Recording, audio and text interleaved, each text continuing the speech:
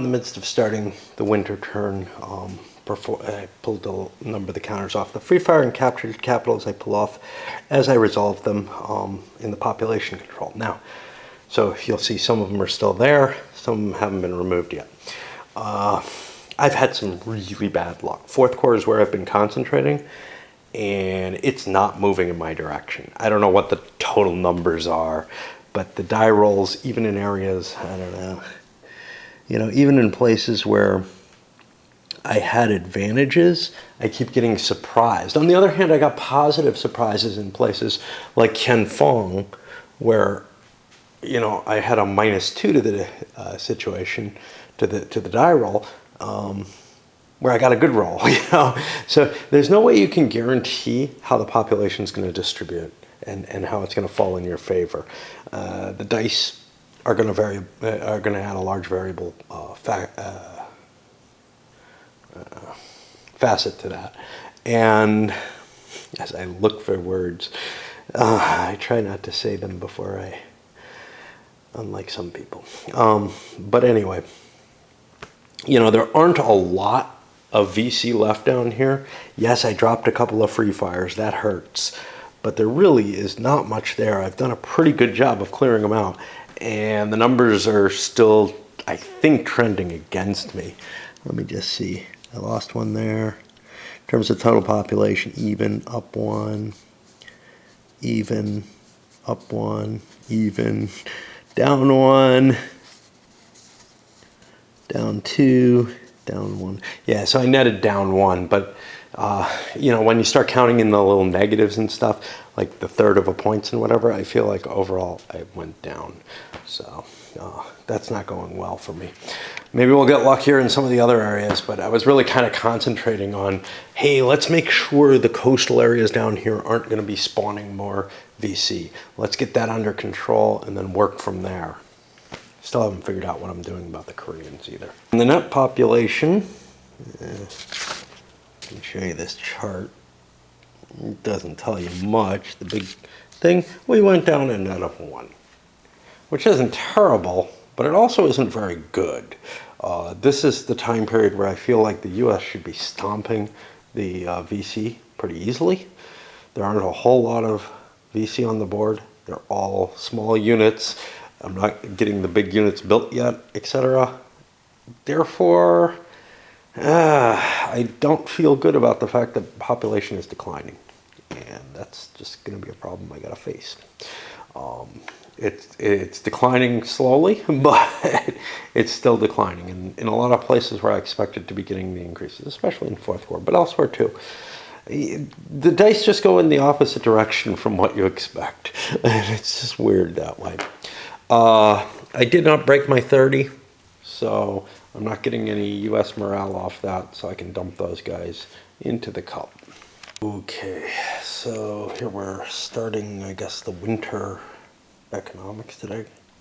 Yeah, I talked about it a little bit, I think. I don't know. I talked about the suppression. We didn't have a coup. We had only first corps. He tried to get replaced. It was bad. Everything else is available. These aren't set yet. I'm holding off till when I'm supposed to do them. However, I bought my new units, and looking at my Arvin, I did some upgrading mainly, which I didn't think I paid for. Fuck. This is just my units, 30, shit. So I owe some more. I gotta rework some stuff because I bought my U.S. stuff. I did not buy any new U.S. troops, and I kind of came to the conclusion that screw it, I'm gonna just continue cheating with those Koreans. Anything that I do with them kind of screws the pooch. I could just drop my. I could just add some extra commitment to pay for them. They're not worth it, but. The thing is, I wouldn't have bought the things that I did. First of all, I would not have bought them because they suck. They're not worth the commitment points. The only reason to buy them, there's actually no reason to buy them because you don't even get the commitment back. But the problem is they're in places I need them, and I'm not buying new units to replace those. So, but I spent my 25 commitment last time. I would have, if I did it legally and put those pieces on the board, I would have bought more things, or I would have bought less things, you know, in the sense that I would have bought more to get me to an even number so that I don't pay a worse penalty than I should, or by even, I mean multiples of 5 or whatever. But chances are I would have simply not bought them, and I would have left my, I would have relied less on Arvin, built less Arvin stuff that went running out of the Gyadin area. And I mean, it just comes to such a complex problem.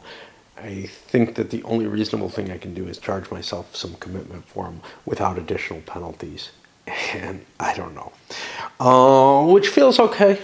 Because no matter what I do, I've found the U.S. is harder to play here. So anytime I cheat in favor of the U.S., I feel like I'm justified to do that. You know, just like I could reduce the Arvin costs or whatever. Honestly, I don't think you would do the historical stuff, like bring in those Korean regiments, because there's just too high a price for what they are, you know. The same way as you probably are going to rely on Arvin more than you would historically in this game. And if you know, the fix that's been suggested of drop the cost of Arvin replacements or whatever, man, that just makes you take on even more of a reliance on Arvin than historically was the case. So again, I don't feel like that suggested fix does a good job of reflecting the reality of the situation. And honestly, just giving the U.S. the free world allies for free almost seems fair. They're not that useful. They're garrison units. They're certainly serving a good purpose, and there are other units that could be that would have to be serving that purpose otherwise. But I can't really use them anywhere on an attack or anything. I don't know, unless they can upgrade, which I don't believe they can. No. So yeah, I got to refigure my points for the U.S. What I had chosen to do was buy 8 SVN supply, but I need more than that because I'm going to owe, geez, I don't know what it is. So I kind of lost track. I think I'm going to be owing 9, 10, 11, 12, some 13 more supplies. So I'm going to have to shift 2 of my points out of there. And that's probably, Jesus, that's going to have to be the air points I bought, or maybe an air point in some of the replacements that I bought, which kind of sucks.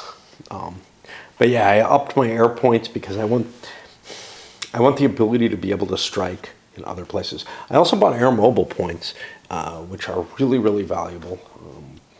And if I can get them high enough, I'll start bringing things in like the first cav and stuff like that. Well, the first cav, I think, is the 101 Airborne also comes with an integral, organic air mobile. I don't know. But that helps, but you still have to make sure that you can cover the losses, you know, with what you have on the board. But this was not a turn where I could throw down a division. And if I can't throw down a division, you know, with my 15 points, I felt like I needed more Arvin. Oh, I bought another Arvin Ranger. That might be my way of saving some points. So I cut back on the Arvin Ranger, and I also got rid of one of a few of these 105 artillery that I really don't know if I can use them anyway. Got one there. Yeah, you know what? I'm going to pull this one back up here. I think it's more useful up here. This is where I dropped that one off. Or pulled one out of. They're pretty crappy with, no range. they're kind of almost not useful except with Air Mobile, and I'm not sure why I bought them, but I want to test them out. I've never bought them before. I actually bought some heavies too. Again, I want to test them out, see if down where they're a little bit more capable of maneuvering around, I can use that 2 hex range or 2 intervening hex range to gain some extra benefits off of. So that kind of evened things out. I didn't have to change my my air points further. I had already dropped some off before, nor my my economic aid to the SVN that I want to do. I want to try to get the SVN morale, make sure that it stays high enough that it doesn't affect the population table in a negative sense. And now I guess I go and figure out what the VC and NVA are buying. I have 25 VC battalions left to build, which is 50 supply. I have supplies left over from last time, 30 supply left over, and I sent 80 over the trail. There was no bombing this time. The U.S. decided to forego that. It's not very cost effective to bomb the trail. Bombing in the north is much more valuable, but it comes with a morale cost, and I'm scared of ever doing that. I'm really way too reticent, I think, about dealing with loss of morale. But I think that's what's cost me the game before, is that unwillingness to lose morale. So we may have to do it. But anyway, that 50 points of supply is allocated to those. I'm also building a couple of divisions. Now, divisions cost more supply, but economically they're a good deal, because it basically takes 3 battalions to make a regiment, and regiments only cost 4 supplies, and they only cost 1 personnel, so they're much, much better costs. The problem with them is you can't build them as freely, which means I may actually have to build some of these off on the trail, because I'm population limited to only spending twice the supply, 2 points or the number of population that I have in an area on supplies. So we might be starting to see infiltration of larger units coming in. I'll see what I can do, because if I can place them directly on the map, I would rather do that. And what I'm going to be doing in order to decide that is look at places. For example, here I've got 10 population, so I could spend 20 supply. Now, that means a whole division could get slapped down here in Quang Nagai right off the bat. And it doesn't all have to be trail supply, because again, I had 30 points of supply kicking around. So I could throw one of my divisions actually pretty far off of the trail, for what that's worth. At this point, the game's going to start taking a different change, because with divisions in play, I've got headquarters. I can actually start taking some offensive actions, which is a sense that, hey, maybe the NVA will start serving a purpose. It's dangerous to bring it in, though. I don't want to get it lost. It doesn't have the alert movement that the VC do, so it can get pinned down and fought naturally. I misrepresented that it only can take 10, and it costs 18 to put it in. But let's see, how much do I have in Khantum, for example? Right, is that what I'm next to here? I was putting these. Quang Nagai to Khantum. Let's see what we got here. Quang Nagai, I got 10. Khantum, I can only get 3 more supplies. It's kind of like, it's going to be hard to put everything into play. But if I also put some over in Quang Tin, which has 6, so now I'm at 16 plus Khantum. I can fit them in. I just have to shift them into the corners a little bit. So no new NVA stuff coming in. I am continuing with the 8 trail supply, but you can see there's some pretty hefty setup in the north. But honestly, because I was able to keep some points in my pool, there's a fairly heavy setup of forces in fourth corps as well. And actually, that's where I slipped my other division. It's kind of dispersed a little bit, which is dangerous because of the headquarters, but we'll see. The alert rolls might allow me to get out of places that I don't want to expend. My population went up to 110 that I've used out of 142. This is why I can't let the South Vietnamese get their population up, because I start having to pay for a population as I ship it down. Now, eventually I'm going to overrun this, and I'm going to have to start using commitment to send forces down to to keep the VC as an operable function. I get the feeling that some players do not want to pay that price. I find the VC far too useful to kind of ignore. They've always been the effective, the primary force that I use. So I'm willing to channel extra manpower into South Vietnam in order to keep the VC running. And usually the game's pretty much decided before that cost gets too ridiculous.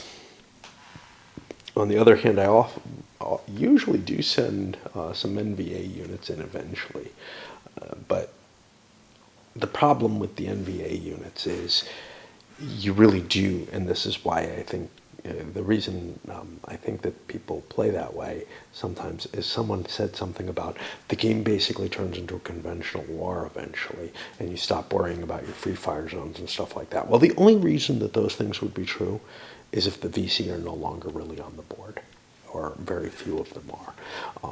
If you're dealing with NVA units, which you can see, yeah, you definitely can just pretty much fight a conventional war against them. Sure, they might come down here and try to press through the border or whatever, but so long as you're keeping the VC operable, I don't see that happening. Now, the problem is the manpower levels. If they get high enough that you're hitting, I think you start paying more and more, so like no, you just have to cover the manpower that you're sending, if I recall correctly. So if you can upgrade the trail, it becomes pretty efficient at pumping supplies through. So then the fact that it can only drop 4 manpower per turn isn't that big a deal. Anyway, at least that's my assumption with it. Again, my games are usually decided long before we get to any point where the VC are really becoming ineffective. So, I don't know. Like, the last game was decided on the first offensive, which got called kind of early. And with these big units beginning to show up, that's something of a threat. Big VC units can do a lot of damage, and they can wreck things. I got to check ARVN effectiveness, and then that's it. Starting the actual operations, and one of the things you immediately notice, and this is, something that the coin games and other things try to represent in other ways, is how you just don't have the resource balance to do everything you think you want to do or whatever. So, for example, I have these paratroopers here.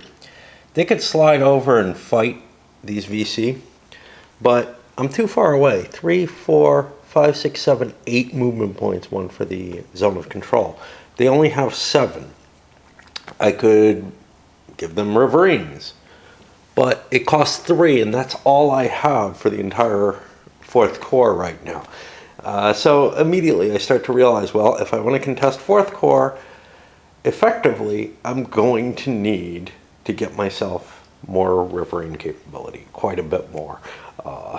And I kind of knew that, but it's just this, as you ramp up and you're paying, your morale cost, whatever, for the 15 or 25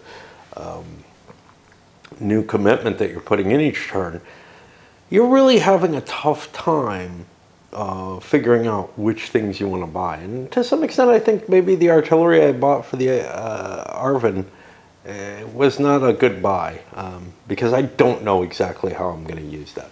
I know how I would use the Reveries. I can see right away I don't have enough.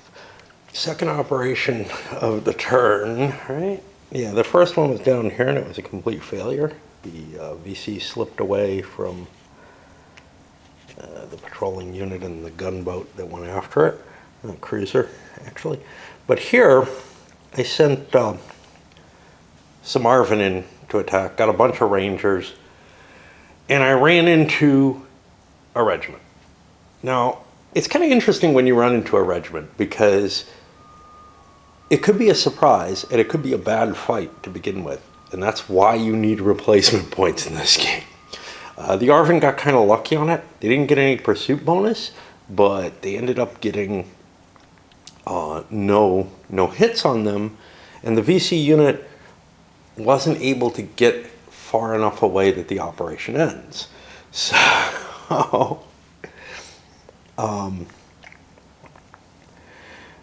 after the first attack, the VC unit then sees a U.S. Marine unit and artillery come in on it, and now things are looking a little worse. Not horrible, but a little worse. And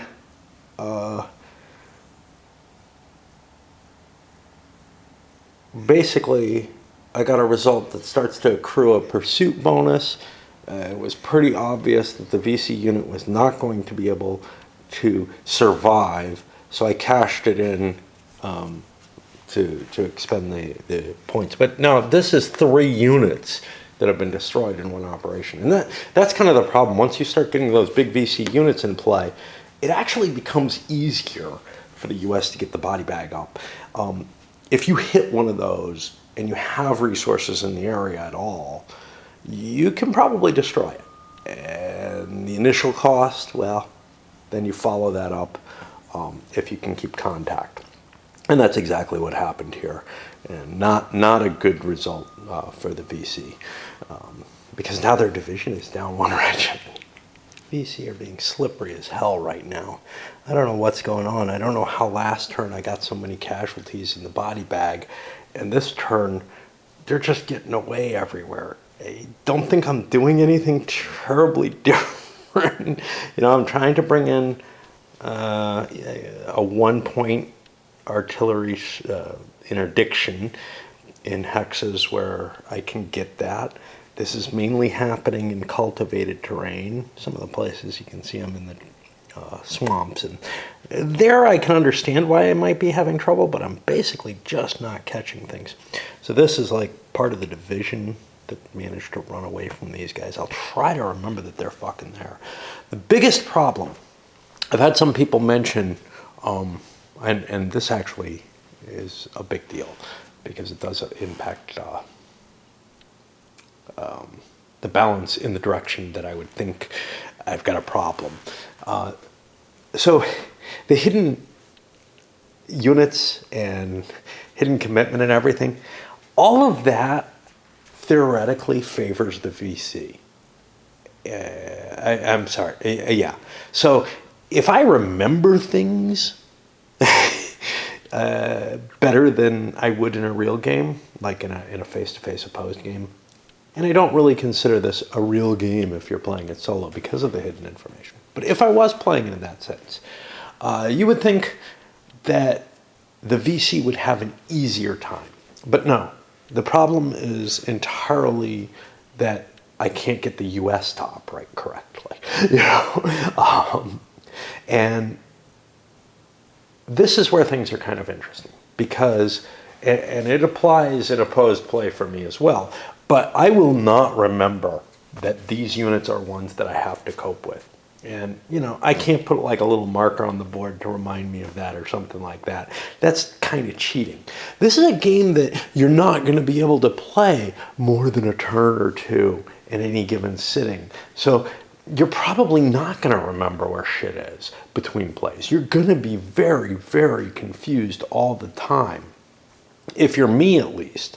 Maybe if you're someone else, you can remember, but I would suspect that most people who play this face-to-face play maybe a turn or two, maybe a season, say, is what I'm saying. And that's probably close to it for a day. And then they go away and they come back and they're like, well, geez, the situation looks vaguely familiar. There's a lot of blue shit on the board, but I don't remember that this is where the division is and not here, or something along those lines, Again, some people may do better than I do. I am terrible at that kind of stuff. If my mind goes over here for even a minute or two, I've forgotten what the fuck is going on down there. I have to reassess the entirety of the Vietnamese, all the different core areas each time that I come up here and take a look and try to figure out what I'm going to do. Now, the fact that I, play for maybe 10, 15 minutes and then wander away definitely impacts that. But even sitting here, even if I was playing kind of straight through, it would be very hard for me to remember what the VC units are in any particular location. Did I probe them or not? Like these, I'm pretty sure I know nothing about them because I have no troops that seem to be operating near them. But over here, I've got some interesting questions in mind, right? And I could make some clever assumptions like, wow, the VC placed units near the corner of several provinces, near where there are a lot of borders going on. That might indicate a complex formation, a larger formation being present, because that was set up that way. But my mind doesn't really focus on that very much, so that might be someplace where I have a kind of a fair idea that that's there, but I probably should, just like I probably should remember this. But they're going to pass through my mind more quickly than anything. And that's actually where I think where part of the problem is that the U.S., with me playing solo or opposed as the U.S., is not going to be able to keep track of what I'm facing and where the disposition, where the VC units that I'm kind of paying attention to are. Now, there's not a lot I can do about this. I know there's a headquarters there now. There's not a lot I can do about that right now because I didn't manage to hit it until, I got a number of my ops complete markers played out and everything. I could have stumbled on it right away. The placement of those units might actually have been, though, and this is something that's part of the play, might actually have been playing against my psychology, right? So I might have been looking and saying, you know what? It looks like the U.S. is going to go and hit these units kind of in the center. Let's play my bigger units off to the edges of the conflict right now. That's where, they're liable to survive more. And I think that's perfectly valid, and I think that can happen in opposed play as well. And you might learn about the psychology of your opponent in that kind of manner. You're probably learning more as the VC than you are as the US, though. So, again. But naturally, the hidden information aspect of it is almost entirely, I would say, in the VC's favor. And therefore, if lack of hidden information, if the failure to have hidden information was a problem for me in the solo play, it would not exhibit itself, I think, as, gee, the US can't win, which is sort of my impression. I more and more suspect that's just, I mechanically can't handle US units. I don't know what I'm doing. I've had people kind of try to suggest things to me, and many of them I'm kind of aware of and I'm trying to do. It could just be they're too tough for me. That's quite possible. It could be that there's patterns that I'm not seeing that you can learn as to what the flow of an operation could look like that's good. Usually what I see happening is I have the choice between spending all my resources chasing down 1 or 2 units, or taking lots of chances and units, having a chance to get free. Last turn, I got fairly lucky with the latter. I took some operations that there wasn't a very good chance. Maybe there wasn't an absolute likelihood that I'd catch the VC units, but a lot of them didn't manage to get away. And so I built up a big body bag. This turn, I'm seeing them all flee around, and I don't really know what's different, except whatever, I don't know. More operations, geez, I don't know even where. Something down in the Arvin area, or in the Fourth Corps area. I call it Arvin because I know why, but I don't agree with my choice. We had a big complicated operation here where a couple of VC units were chased all the way down into here from back here. I lost an air mobile unit. I lost a few US replacements. But I did wipe out a couple of those units. And actually, I'm at 3, 4, 5, 6, 11 units. So I forget that I had taken out a big unit, and I actually had an opportunity to take out another unit, if I can remember that they're fucking down there. But there was something I wanted to say, and now I've lost my train of thought. I wasn't going to talk about just the operation. I had something, oh yeah. So it's been noted a couple of times, maybe by different people, how I keep screwing up with the headquarters, and it's not just the headquarters, it's the artillery. It's because I'm used to headquarters and artillery not being mechanized units in games.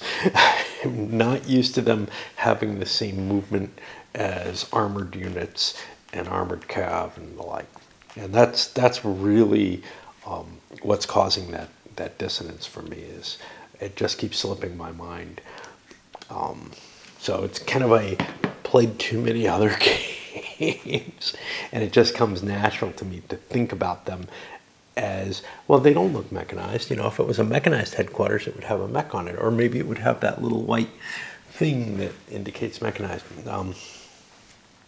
It's a matter of, it's difficult for me to absorb the information and to remember all the things. And in this particular case, this is a little thing that I'm actually that's causing me a great deal of trouble. I did not screw up this time, but I've screwed up several times over the course of the game with that. And again, though, that's something that's cheating in favor of the US as far as I'm concerned. If they're not mechanized, they have an easier time moving through the nasty terrain. You can even see the mechanized units have trouble moving through cultivated terrain, So basically, hey, artillery, it's shit if you don't air mobilize it. It really is. It's really shit in the bad terrain if you don't air mobilize it. But you can't even move it around through cultivated. The only place it's at all good is if you can follow a roadway. Well, the VC is not going to run away along a road for the most part.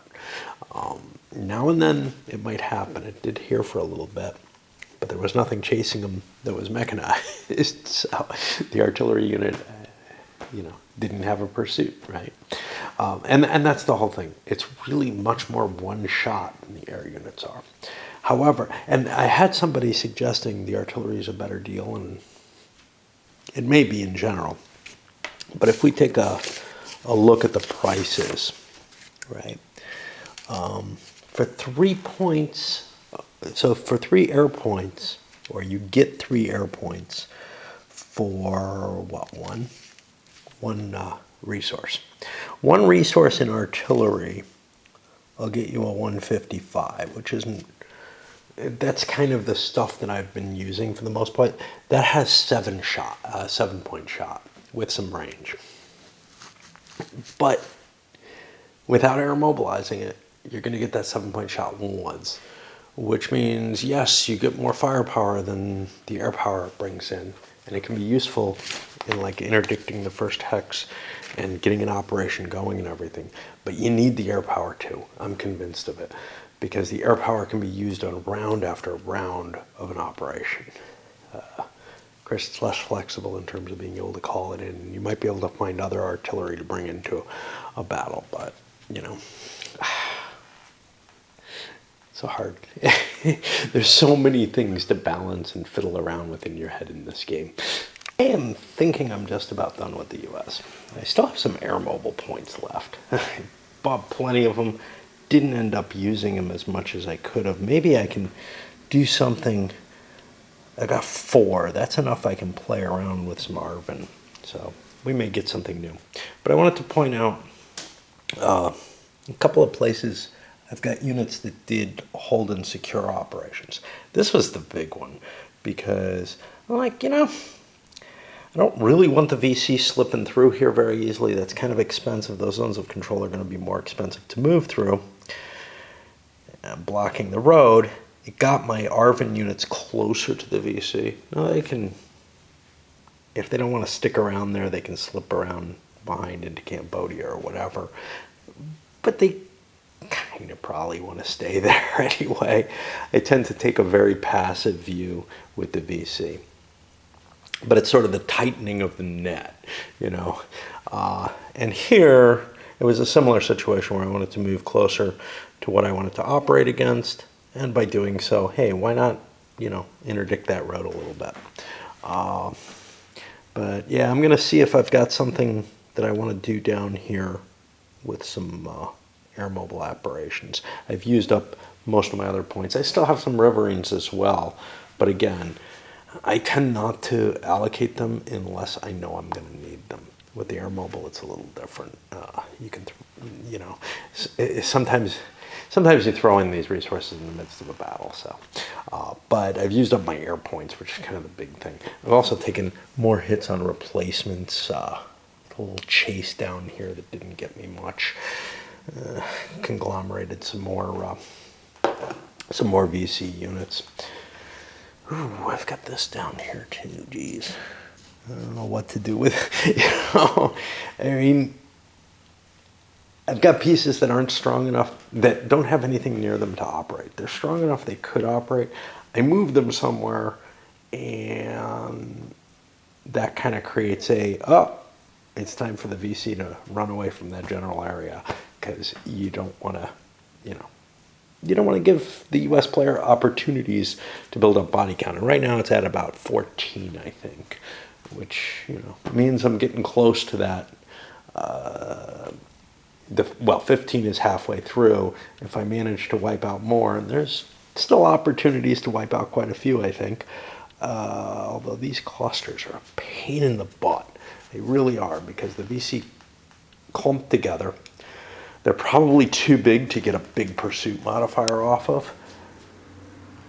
If they just, you know, if they're able to get a good alert roll, they just get out of there. If they're not getting a good alert roll, after the battle, they get they get their movement point to run away, and then the U.S. doesn't have a great pursuit modifier. So I'm probably not going to get a much better battle, and that's why these things are starting to decrease. I'm starting to run into decent-sized VC forces, not just these little ones that dissolve as soon as you hit them, and clumps of forces that can gather together and do some real damage. And then it kind of might mean I have to reconsider deployments of my U.S. Maybe not use, you know, a single battalion to go into fight. Gather them up into. What are they? Yeah, gather them up into the larger formation, which I think I have kicking around somewhere. This guy. I don't know where I got it. It's a pain in the butt to find your headquarters sometimes. I know I got one sitting around here, and that's another reason not to have the spread out deployment with the headquarters. I like that deployment for some situations. It actually is helpful with these clusters, because then, you know, you can attack somebody on one side, you get your artillery for it, and then another unit that's using the same organic artillery can slap stuff on the other side. But I just don't know. Okay, these guys don't have a headquarters. I thought somebody up here had one. but it appears they don't. I have the artillery all dispersed over there. And the VC is completely aware of which formation you have, so they can react to that in terms of, yeah, you probably get your first attack at the turn, your first attacks of the turn, you know, the first half of the season. Those attacks will probably get through with the formations you want, just because the VC do not want to move their pieces until after they're pretty sure that the U.S., like after the U.S. offers an opportunity to end the turn. At that point, now they know, okay, the U.S. is happy, at least relatively, with what's going on. So, you know, the turn could end if I don't, I mean, the turn will end if I don't choose to do anything. And I, you know, the U.S. chooses not to do something as well. Well, the U.S. would choose first, then, you know, I can either end the turn or move my forces. So that's kind of the opportunity that starts happening at the end of a given turn, is like, okay, are there any VC units that I would rather move than leave where they are for the beginning of the next season? And usually what that works out as is the second season when I do my movements with the VC just to get them into places. But there may be, this setup may not be exactly what I want. You know, I might want to try to get some of my, I have a couple divisions on the board. I might want to try to get them set up a little differently from how they are. Now I got to start worrying about crap like that, which means I got to start remembering where VC units are, which is something, of course, the U.S. should be doing as well. So it doesn't really hurt too much in terms of the hidden aspects of it. I don't know why I'm babbling. I just miss an opportunity on both sides. In this case, these guys were sitting on a road. It would have been possible to do some kind of security operation on them. But if I had been thinking with them, and I noticed when I started looking at my VC units, I would have moved them off the road. So I just kind of cheated, and this is largely cheating in favor of the U.S. because I cheated them to where they would have moved earlier in the turn instead of where they're moving, where they might move now. They probably would have tried to shift closer to the coast, but I'm fine with that. The U.S. just passed, actually, in terms of like, hey, you know, we're good. But there is a danger, and if you were playing opposed, you would sometimes get caught by, oops, I forgot that. And I don't know what to do in a game like this with oops, I forgot, because it would be pretty unconscionable for the VC to be sitting on a road if they're trying to avoid that.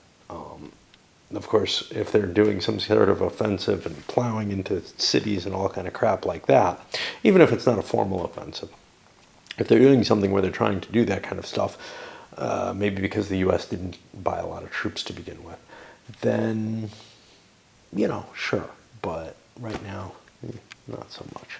Honestly, I think I'm pretty happy. I've shifted some forces southward in these areas up here. Here I moved some units around. The U.S. knows that's my division over there. And they've got a pretty good hint that this is probably my division over there as well, or is a division. They don't know that there's a division there. They haven't run into it yet, but two units stacked in a weird sort of way. What happened was the headquarters ran away down through the mountains, away from a battle that it could have jumped into. Why would I do that? Well, because headquarters are kind of valuable, and it can give support to units defensively if need be. So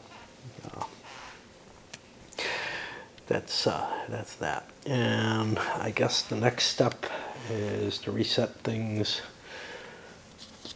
for the second season and to get points back. And again, I'm at like 14 body bag points. So it's not terrible. I could break it. And the grind, and that's really what it is, continues here into the winter of 65. The thing is, the operations themselves are interesting little puzzles, and they're fun to play out. They, especially the one I just finished, is exceptionally fun. But you're just doing it again and again and again, and they have these little differences and everything, but there's not a lot of story going on. You know, the broad side of the story is, look, you know, it looks like Fourth Corps is actually getting cleared out here. And I'm not done yet with operations, but the U.S. managed to scare away a couple of units back here into Cambodia and hunt down a few others. And, you know, they just dissolved and created replacement points, right? And you could say, well, how many replacement points do you need? Actually, quite a few. And the reason is, for this last operation I'm just near the end of here, I started it over here hunting what ended up being that VC division. And I was aware that that's probably what it was. I thought I could take it on with less than happened, but it all gathered together. Took a little bit of losses. It wasn't able to pursue, but I brought in offensive reserves with U.S. forces. Got a crappy die roll, but was able to continue pursuit and catching up with them. And this is without declaring a free fire zone. Brought a bunch more force into play and really put them in a position where now I'm, you know, looking at a +5 pursuit modifier. You can't get away from that. So I basically took a loss on each unit of the VC division, which was the headquarters and the two regiments, just to dissolve the damn thing so I stop the bleeding, you know. But that's a lot of body count there. I don't remember how much the headquarters count. I don't know if they count as one or more than that. But, you know, that's 6 more body counts. So I'm at 9, 10, 11, 12, 13, 14, 24 plus whatever the headquarters counts. I'd have to look that up. I think it's just 1. You know, that's pretty significant. And I'm going to break the 30 this turn almost certainly. Now I've got a big pursuit, which all of these units get to play in and get to reposition. A capital was captured, though, which was about the damage that those guys were doing to the population level anyway. You know, I was taking up 2 cultivated hexes, not necessarily right there, but I ended up getting, you know, losing a capital. And yeah, I could have covered it. I could have sent a unit in on reserve and covered it. And also it means I'm not hunting these guys down. So by getting those big units, you put yourself in a position where you use enough resources to take them out that you really don't have enough to do everything else that you wanted to do in the area, perhaps, unless the division's all on its own. And this was close. There weren't many units left over there. You can see another capital win over here, which the U.S. is currently occupying. But you know, this was pretty exciting. It went several rounds. I was pulling troops in from all over the place because it was able to run away due to the river fairly well. I didn't have enough rivering points to... Also, it was Arvin attacking. Arvin's not terribly good at attacking. But, you know, something like that ends up really exciting. But the overall of the game doesn't generate a really great narrative at any level that's very easy to see. What you kind of end up seeing is something sort of like a fire in the lake type situation with, yep, there are a lot of VC over here. I ought to be worried about that. You know, the U.S. has the Fourth Corps pretty well under control, and the VC really can't play there too easily. But it doesn't, you know, there's no front lines showing. There's no broad strokes happening in it. Now, that may change. If we see the North Vietnamese have to send their army, and that certainly does change matters quite a bit, and the whole flavor of it. And this came with a cost. I mean, you see there's U.S. losses there. And, of course, the resource cost that I already mentioned, where, yeah, those are resources I can't use somewhere else, but once you start an operation, if you can finish it off by killing those units, it's hard to stop. You know, those big units, you don't want to let them live. chase them down, hit them as many times as you can. If you can drop their placement number by just pursuing them across the map, that's great. If you can't do that, if they actually, decide to take it as losses, that's cool too. It adds to your body count. You let the VC decide which way he's going to spend. Gotten myself into a position where the U.S. really can't conduct any other operations terribly safely. There's a lot of VC still on the board. I'm over at the 30. I'm going to get the body bag count. Down here where I have some, riverine capability still available, just one. I'm not finding anything within easy striking range of where I am. Although, yeah, that's an opt complete. Okay. Up here, I conducted a large operation and dissolved one more of these battalions, VC battalions. And I had to throw some air power in, as well as moving artillery, etc. about a little bit. But I'm having trouble finding anywhere where I can bring to bear anything in decent terrain. Now, I still have 8 air points. That's enough to launch like one more operation. But the problem is picking off, maybe one of these units in the Highland. Is that really worthwhile? Or am I better off keeping those air units in reserve in case the VC takes an operation that puts them into some place in a cultivated terrain or something like that, where I have a better chance of fighting them. Right now they're in some pretty ugly terrain, and I think I'm going to hold off. I usually don't do this, and I often regret it, because then the VC is kind of free to jump where they want. This game they've been more cautious than that, because they don't want to lose the unit next turn. I'm not sure why. I just have felt more cautious with them than usual. And it's kind of a weird thing, the decisions by the VC really do kind of dictate what the play is like. So if I expended all my air points last turn, well, they could have run out and pumped up the population number in their favor. But I haven't really been considering that because I didn't want to take the losses of units particularly. Now this turn, you would think the U.S. would continue with that strategy, but I'm feeling less and less willing to go chasing things down in this bad terrain. So I think I'm going to pause here and see if the VC are willing. The VC, of course, they're always saying, yeah, go ahead, go ahead. Well, the U.S. is going to say, yeah, okay, I don't need to move.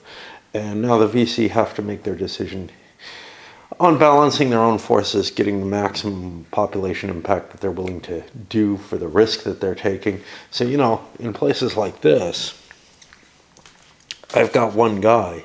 Well, he could certainly jump out into the cultivated terrain to try to have a greater impact on the population, but he may not need to, And Nguyen has no population in favor of South Vietnam currently. But in some of the other areas, I might want to shift some forces around to make sure that I'm in 2 hexes or an even number of hexes. If there's a cultivated terrain somewhere that's worth chasing down, that's fine, but that's something different. There's the VC an opportunity here too. They could just pass right now and say, screw it, we're not going to reposition, because if we reposition, each time we do that, we give the U.S. another chance to intervene. And they're wasting 8 of their air points pretty clearly. That's a fair number of their units. And maybe I'm okay. So whether or not I actually want to move something is even a consideration. And the first such move the VC did, going from Quang Tri into Tria Thuan, or Thua Thien,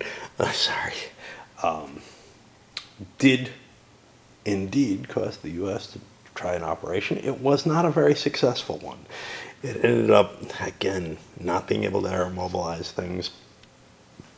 It ended up costing me an air point, and it ended up costing me a couple of replacement points for very little gain. I did manage to put one of their opt complete units sitting here on the border, which is going to be a pain in the butt because now I get to choose which side of the border they're on. after anything else. But now I think the VC is free to move their things wherever they like. And a bunch of repositioning, you can see in the north, etc., where I've shifted some of the VC around, not too heavily, just to try to balance things out a little bit. The biggest problem I have actually is down here in fourth core is the question of, hey, do I want to expose this guy? I chose to expose this one, but not this one. I chose to withdraw from up here. There's just too much along the Cambodian border, so I'm going to just slide up a little bit. I'm going to focus more in the areas that I can control. I may have to produce some VC down there just to get my pieces on the board. I have population down there, and it is tying up U.S. controlled forces, but they're being very effective down there. And I would rather not waste my VC there. See if I can draw the U.S. up into the uglier terrain where they're having more trouble, where they're not able to be as cost effective, and then go back down there once, maybe things aren't quite as threatening looking as they are. Take a little break before I do all the economic stuff. I did the population worksheet and came out with 2 additional populations for the U.S., so we're back up to 210. We're still not where we started. I didn't go in hard enough at the beginning to kind of stabilize the population right away. But you can see it's growing. Basically, there's a lot of population down in fourth core, and it's fairly easy to get that under control, which is why I'm focusing there. We had one kind of crazy drop here over in Ken Hoa. That dropped like 2 population points, and that's a captured capital in this, but I also got a horrible die roll, so that's, that probably should have stayed close to even, but dropping 2 populations. So we're seeing, the effect of the luck. I think overall the luck actually went in favor of the U.S. on these rolls. I got a lot of high rolls, but I also got one terribly low roll and 1 or 2 fairly low ones. I have to make the decision on bombing. I think this is the first time I'm actually seriously going to consider doing a bombing campaign. I'm actually going to do it. I may have tried it a couple of times before, but I never really had much enthusiasm for it for a few reasons. One is I believed in trying to keep U.S. morale as high as possible. That's the major one. But what bombing does is it allows you to increase South Vietnamese morale without charging you commitment, which means that North Vietnamese morale doesn't go up. In fact, it hurts North Vietnam by restricting the amount. It actually harms their morale, essentially. So that's very appealing. Now, it means that I'm not adding more U.S. troops to the board. And I definitely have a need to keep cranking up the commitment. The other thing that I'm thinking here, which is a little different, well, one of the things is, hey, it's a winter turn, or it's a spring turn coming up, which means I'm going to have the monsoons, which means my air points are going to be, I'm going to lose a quarter of my air points on the tactical level. But if I use them strategically, I don't lose them. Now, I need more air points, so there's kind of I don't know if I can afford it. The troops I have on the board aren't adequately supported with air power, but let's leave that alone for a moment, because I'm getting a better bang for my buck on the air points by using them on bombing, theoretically. At least the balance of the equation is better in my favor. But another thing that comes to my mind is I have to put sort of a maximal effort early on. I'm beginning to see I'm not getting the growth in the population that I need. I need to reduce what the VC and the NVA eventually are able to do.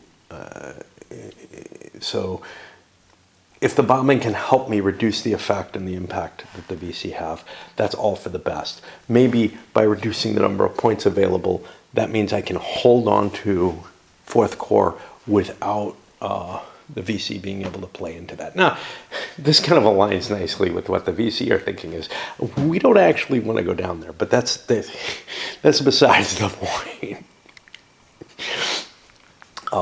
So yeah, I'm going to take a shot at it at this point. And then the question comes to the points. Well, unfortunately for me, for whatever reason, I think I've pumped my air defense all the way up to 3 already. I think that's what this means. I think I failed to erase a 1 there. But I've been buying the air defense points each turn. Which means it's not going to be as effective as I'd like it to be. And the question then is also between restricted and unrestricted.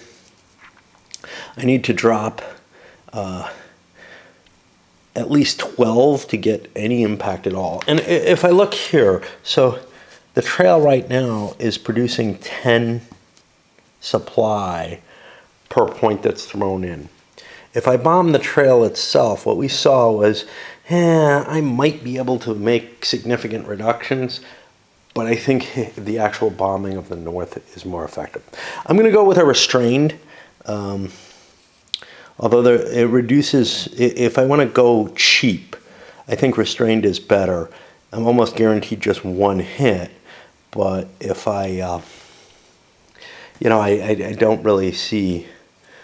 Yeah, let me look at my morale shots here, if I can find them. Restrained bombing is a -1. Unrestrained adds an extra half die roll to this. And then let's look at the SVN effect. Restrained and unrestrained, it's obviously the cost to the U.S. is higher for the unrestrained than the benefit for the ARVN. So I'm going to go with restrained bombing, and I'm going to put myself at, I will commit, let's see, I guess it's 12 air points, which means I'll have 15 left, and I think we get a guaranteed 1 there, right? So I'm on row 5. I got a good roll, pity. Okay, so yeah, I did 1 hit on them, and I didn't take any losses, which is also important. I misspoke when I stated that affects the North Vietnamese morale. It doesn't. It affects the commitment sent through the trail. So each point channeled through the trail, each point hit is 1 less point that's actually successfully channeled through the trail. So in a way, it's like hitting the trail attack. In any case, the NLF could decide to completely ignore the trail and make bombing not an option at all, or not an effective option against their supply. They could just use sea transport. However, sea transport is less efficient overall. So unless bombing gets very high, or the trail gets weakened, there's no reason for that. Now, the next thing was the replacement. I tried to replace the 1 guy over in First Corps, failed again. He's pro-coup, and I rolled a coup roll of 12, which means the entirety of all the Corps commanders is pro-coup, and we're going to have a coup. And that's going to have some serious impacts. First of all, SVN morale goes down by 8, and U.S. morale goes down by 3. And then we get a new 3-star leader. And no one was loyal. At 12, what broke everybody's morale, broke everybody's loyalty level. So we're going to have a new government, and I'll come back and see what that's like. We got a pretty cool leader here, Mr. Question Mark. Not a historical leader this time. It's one who helps South Vietnam's morale and doesn't impact the U.S. morale at all. That's kind of a nice result, sort of the opposite of the last guy. I like it. I wish I hadn't had to pay 8 morale for that. I may have to do something to try to boost that morale, because I'm looking at -5. I'm down to like 68 morale now. I want to get it above 70. And the body count's going to help though, so we'll see. But there's captured capitals and crap like that, so I've got some prices to pay still sitting out there for this interface. Let's talk a little bit about force increment for the US. Because of the coup, I'm not counting on Arvin having much effective units, and probably the units that are effective I've already boosted up as much as I can. So I bought nothing new for Arvin. I spent all my points, bought up some US replacements because my number had dropped pretty low, and I like to keep that high enough that I'm not going to start losing units. Bought myself some air mobile, 6 more points of that. Again, I lose a quarter of it due to the weather temporarily, but you know, it's unavailable.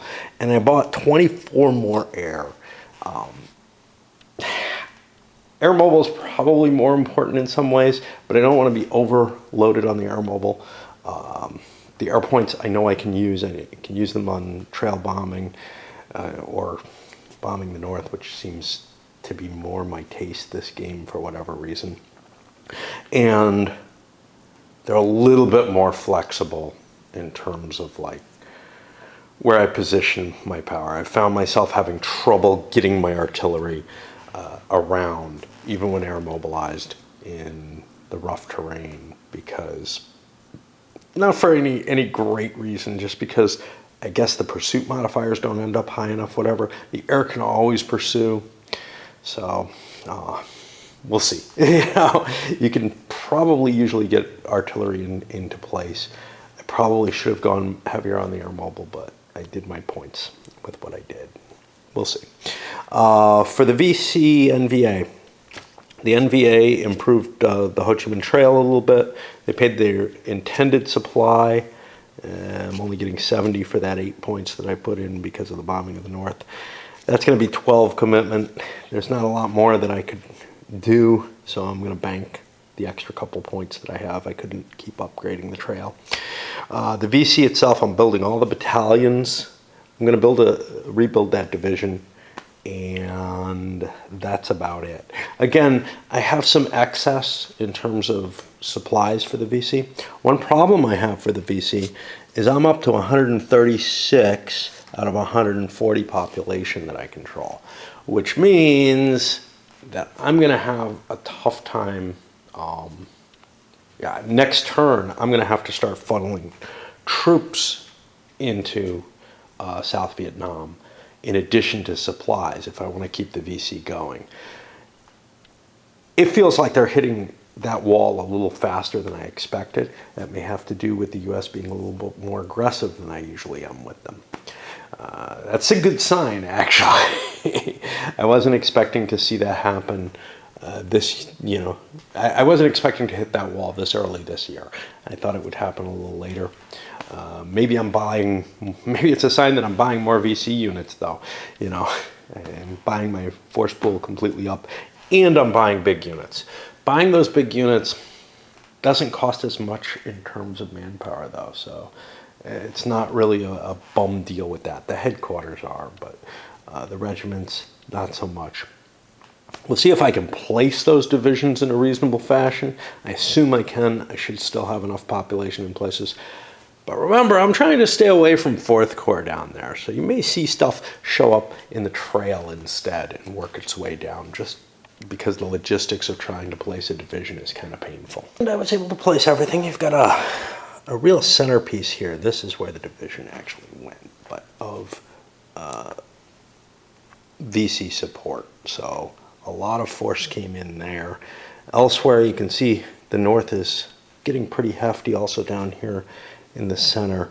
You know, we're building up quite a bit, but again, at the cost of placing units down in 4th Corps. I put one down in Anzuyan because 2 units down there in the marsh gives me a little bit of an advantage in terms of trying to maintain that, as it currently has no population in favor of the SVN. So I feel like that's like the one place where I don't really have to worry about the US too much coming down there. It's away from the road net. It's hard to get to. It's going to be hard to get the artillery support. I actually was considering building the battleship, but my feeling was, well, if I'm successful so far over in Fourth Corps, that's not going to add that much because most of the coastal area here, the VC seem to be staying away from. So I'm not going to get a lot of firepower, you know. And my cruisers are kind of questionable. The battleship has a greater range, so it's a lot more valuable. What does it have? It has 3 instead of 2 hexes, so you know that gives it a little bit more power where I could reach some of these things. But you know, that's for one operation. It's a nice big shot, but it's all I got coming in, and we don't really want to see that. So I was able to place all the units within South Vietnam, and I think we're ready to start 1966. Got all my numbers down. Doesn't look like the North Vietnamese are going to come in still, and we're just going to try to see if the VC can lower the population that South Vietnam has allied with it. The coup helped a little bit. We may not be able to get the morale back up above that 70 point very easily. All right. Actually, maybe it is. Let me see, where's it at right now? 3, 6. Yeah, it's actually just above the 70 right now, so in pretty good shape. And the way I do the numbers, which may not be exactly legal, I think that stands because it's the captured capitals is the major thing that's going to be. I think I'm doing it legally, actually, but the morale chart for South Vietnam, what can happen, that happens at any time. These things all happen actually during the political phase, so they all I cluster them in here, and then it's in the politics phase where the captured capitals happen, so we're not going to see that 71 go down, I don't think, so. SVN morale should hold well. I forgot to check for ARVN effectiveness. That's the one last thing I have to do. And there's a penalty on that because of the coup. I don't remember what it is. It's like -2 to the die roll or something like that, which is why I don't think I'm going to get too many units effective. I'll check that. I'll come back just before I send this up. Yeah, effectiveness is about as bleak as I expected. Basically, I've got the 2nd Division and the 25th Division available, and 2nd Corps is operational as well, which is down in here.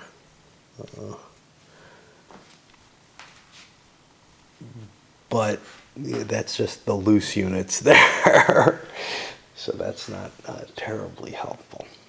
So yeah, it doesn't look like ARVN's going to be doing a lot, and that's a good reason not to buy more ARVN Rangers, because I may not want to include them in battles, simply because I'm going to have a hard time bringing ARVN into the fight in most cases. Really, it's that 2nd Division with its really good commander. For some reason, the 23rd Division? That doesn't seem right. The 25th Division, which is also in 2nd Corps, which is kicking around up here, is available. I think this is going to be a bad turn for the U.S. for a number of reasons. The limitation on their air power, ARVN having the coup affecting them, and there's a fair amount of VC units. And that's a bad problem because, as you saw, I was able to wipe out, a fair amount of stuff the last couple of turns. But if I can't wipe that stuff out, that's going to affect my population totals, and that's going to be, further problematic. Yes, the VC are going to start having trouble because of manpower issues. They're going to have to start funneling extra troops in, or extra manpower in from North Vietnam. But I still think that's a better option than trying to use the North Vietnamese army. Unless you feel like, basically I use the North Vietnamese army for one of two things. If I feel like I have the U.S. on the ropes, damn straight it's coming in. And if I'm doing an offensive because I want as many attacks as possible. Then whatever North Vietnamese army that I've built up comes in. I always have to be careful about Saigon itself. That's always the huge, scary part to me. I wonder how long that's been there. Is whether or not Saigon is just gonna, can just be killed. Right now, I've kept enough units around that I feel like I can suffer a round of combat with that big Thai unit or whatever in there, Korean unit. But yeah, I've left it on the game. It's cheating, but I feel like I should cheat in favor of the U.S. given what I've seen in the game every time I've played it before. But there's a fair cluster of VC units. What if I do an operation and try to take it? Could it take it? Or would that just be a massive loss for the VC? I don't know. The last game I played, I got kind of what I thought was a surprise victory in Saigon. The U.S. maybe did too many operations, but things were looking pretty bad for them already. But, if I go all or nothing on it, I got a lot of replacement points. I can stick around for a long time and fight until the U.S. brings in enough forces for the odds to look bad. But is the cost worth it is always the question. And right now, I still feel like I can maintain the VC and use them in a different sort of manner, to try to affect the population more than to try to just win the game on geez, the U.S. really screwed up and didn't leave enough units active. But if they do and I catch them, this game could be over real fast. It's one of the real things is that, in some games that have an automatic victory condition, like Berlin Falls in World War I or World War II or something like that, yeah, sure, you might be able to slip something in with a tricky move in some of those games, but for the most part, it's pretty obvious whether or not you can. Here, it's not at all obvious to me that can't just take it. It really isn't. If it gets enough casualties, they can't be absorbed with replacement points, and it's not like there's a huge stack of units sitting in Saigon.